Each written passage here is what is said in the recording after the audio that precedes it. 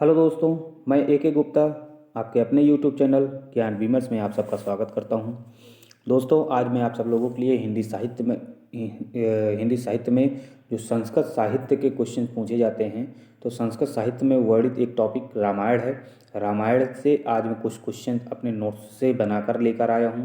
ये सारे सारे क्वेश्चन बहुत ही इम्पॉर्टेंट हैं, तो इसलिए इन सारे क्वेश्चनों को बहुत ही गौर से आप लोग पढ़िएगा और नोट डाउन करिएगा।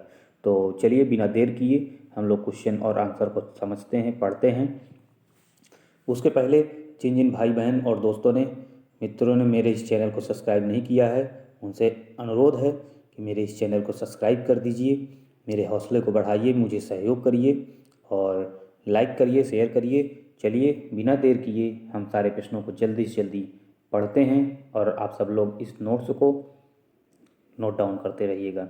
तो पहला प्रश्न है, संस्कृत साहित्य के बृहत्त्रयी कौन कौन से हैं? संस्कृत साहित्य के जो बृहत्त्रयी हैं वो हैं किरातार्जुनीयम, शिशुपालवधम, नैषधीय चरितम। तीन बड़े महाकाव्य या तीन बड़ी रचनाएं, तो किरातार्जुनीयम, शिशुपालवधम, नैषधीय चरितम। तो शिशुपालवधम, चलिए इनका जो सूत्र हम लोग इस सूत्रों से याद कर लेते हैं इसको। तो किरातार्जुनीयम, शिशुपालवधम, नैषधीय चरितम को मैंने सूत्र से बनाया है। किसी नय की माने किरातार्जुनीयम, सी माने शिशुपालवधम, नय माने नैषधीय चरितम। अब इनके जो सर्ग हैं तो 18 सर्ग किरातार्जुनीयम के हैं, 20 सर्ग शिशुपालवधम के हैं और 22 सर्ग नैषधीय चरितम से हैं। मैंने ये सब के सब सीरियल से लगाया है जिससे आप लोगों को समझने में कोई प्रॉब्लम ना हो। और इनके रचनाकार कौन कौन से हैं इसका भी मैंने सूत्र बनाया है।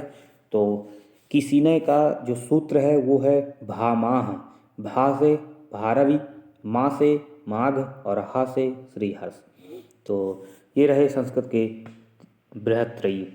अब चलते हैं दूसरे प्रश्न में, संस्कृत साहित्य में लघुत्रयी कौन से माने गए हैं? तो संस्कृत साहित्य के लघुत्रयी कौन से हैं, चलिए देख लेते हैं। पहला है रघुवंश महाकाव्यम, दूसरा है कुमार संभवम, तीसरा है मेघदूतम। इसका भी मैंने सूत्र बनाया हुआ है। तो रचना है रकुमे, रकुमे रा से रघुवंश महाकाव्यम, को से कुमार संभवम और में से मेघदूतम। इनके जो सर्ग हैं तो 19 सर्ग रघुवंश महाकाव्यम के हैं, 17 सर्ग कुमार संभवम के हैं और जो 2 है वो मेघदूतम के 2 भाग हैं, पूर्वार्ध भाग और उत्तरार्ध भाग। चलिए इनके जो रचनाकार हैं तीनों की तीनों रचनाएं कालिदास की हैं। प्रश्न नंबर 3 देख लेते हैं, संस्कृत साहित्य का प्रथम महाकाव्य किस ग्रंथ को स्वीकारा जाता है? तो रामायण को स्वीकारा जाता है संस्कृत साहित्य का प्रथम महाकाव्य। चौथा प्रश्न देख लेते हैं, लौकिक संस्कृत का प्रारंभ किस ग्रंथ से माना जाता है? तो रामायण से ही माना जाता है। तो लौकिक संस्कृत का प्रारंभ रामायण से माना जाता है। प्रश्न नंबर 5 देखते हैं, रामायण महाकाव्य के रचयिता माने जाते हैं महर्षि वाल्मीकि। प्रश्न नंबर 6, किस रचना को आदि काव्य व रचनाकार को आदि कवि माना जाता है? तो आदि काव्य हमारा रामायण है और आदि कवि महर्षि वाल्मीकि जी हैं। चलिए प्रश्न नंबर 7 देखते हैं, रामायण में कितने श्लोक हैं? 24,000 श्लोक हैं। प्रश्न नंबर 8, चतुर्विंशति सहस्त्री संहिता किस ग्रंथ का दूसरा नाम है? तो रामायण का दूसरा नाम है, क्योंकि जस्ट उसके ऊपर देखिए 7 नंबर में दिया हुआ है ना 24,000 श्लोक है, तो 24 का चतुर्विंशति और 1000 का सहस्त्री और संगीता को मतलब रामायण ही बोलते हैं, रामायण को ही। तो चतुर्विंशति सहस्त्री संगीता रामायण का ही दूसरा नाम है।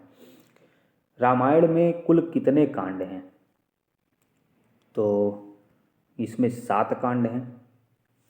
चलिए अगला देखते हैं, प्रश्न नंबर 10। प्रश्न नंबर 10 में रामायण का सबसे बड़ा कांड कौन सा है? तो इसमें युद्ध कांड है। संस्कृत साहित्य है, संस्कृत साहित्य में जो रामायण लिखी गई है उसका जो सबसे बड़ा कांड है वो युद्ध कांड है, जबकि रामचरितमानस का सबसे बड़ा कांड कोई दूसरा है। रामायण का सबसे छोटा कांड कौन सा है? तो किष्किंधा कांड है। प्रश्न नंबर 12 देखते हैं, बाल कांड में कितने सर्ग हैं? तो 77 सर्ग, 77 सर्ग हैं। प्रश्न नंबर 13 देख लेते हैं, अयोध्या कांड में सर्गों की संख्या कितनी है? तो 119 सर्ग अयोध्या सर्ग में पाए जाते हैं। और चलिए आगे चलते हैं, प्रश्न नंबर 14 देख लेते हैं, अरण्य कांड में कितने सर्ग हैं? 75 सर्ग हैं। किष्किंधा कांड में कितने सर्ग मिलते हैं? 67 सर्ग मिलते हैं, 67 सर्ग।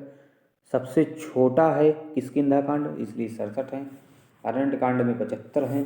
प्रश्न नंबर 16 देखते हैं, सुंदर कांड में सर्गों की संख्या कितनी मिलती है? तो 68 है, मतलब किष्किंधा कांड से बड़ा है, एक सर्ग ज़्यादा है तो सुंदर कांड बड़ा है।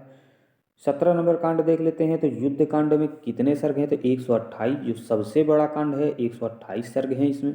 प्रश्न नंबर 18 देखते हैं, तो उत्तर कांड में कितने सर्ग प्राप्त होते हैं? 111 सर्ग।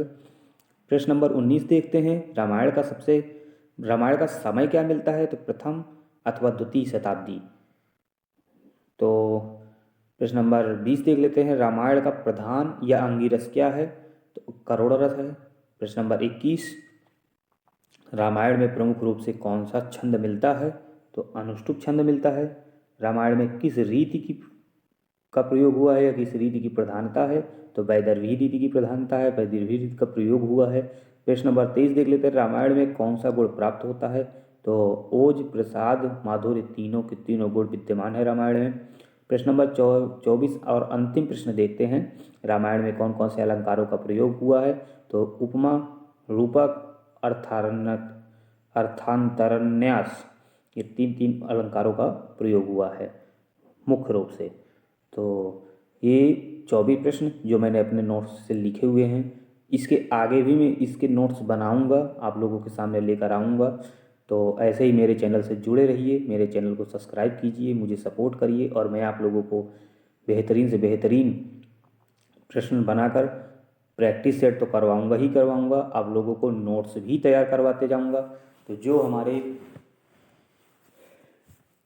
दोस्त तैयारी कर रहे हैं, उन लोगों को शुरू से नोट्स जितनी भी चीज़ें चाहिए, तो बस मेरे चैनल को सब्सक्राइब करिए और लगे रहिए मेरे चैनल के साथ, मेरे साथ।